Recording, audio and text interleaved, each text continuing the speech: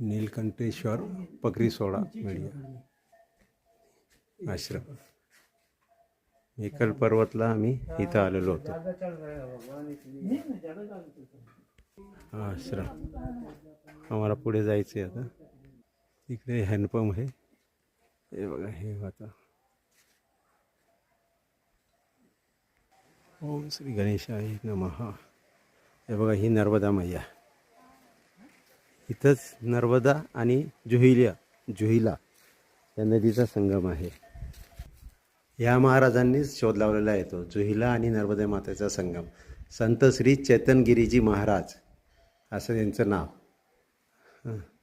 जुहिला नदी इथं नर्मदा मातेचं माफी मागायला आलेली आहे अशी ती कथा आहे.